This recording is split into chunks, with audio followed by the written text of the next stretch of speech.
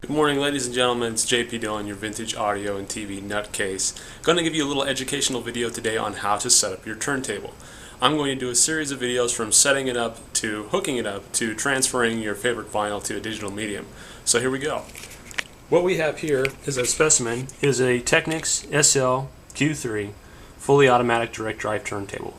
This was built around 1985-86. It uses the same drive system as the SL 1200 series, which is why I'm very favorable to it. And what we're going to do today is learn how to set up your tone arm.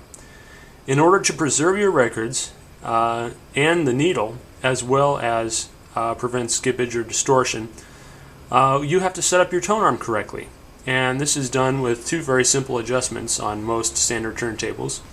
Some have more, but for the purpose of simplicity, we're just going to stick with the basic two. At the back of the arm, you're going to see two adjustments.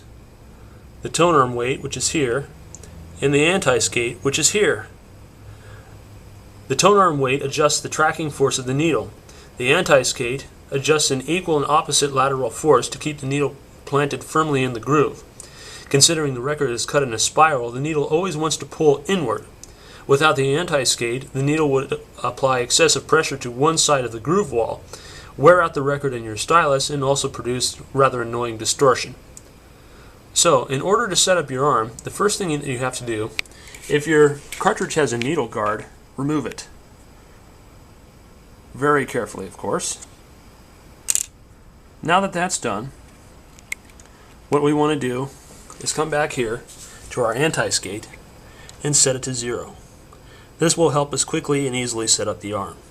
We'll mess with this later. The next thing we do is unlatch the arm,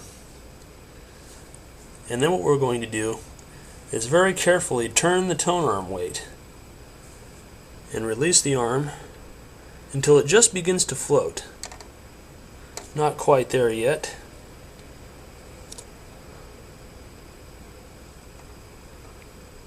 We can see you want it to float in the middle of the upmost position and the downmost position.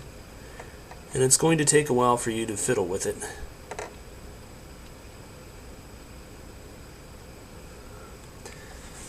And again, you can give it a little bounce test here.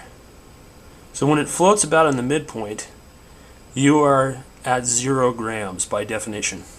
It's kind of like zeroing the bathroom scale. So now that we know that, we're going to latch our arm down. And you're going to hold the back part of the weight so it does not move. And you're going to adjust the scale until the 0 is pointing at the little marker.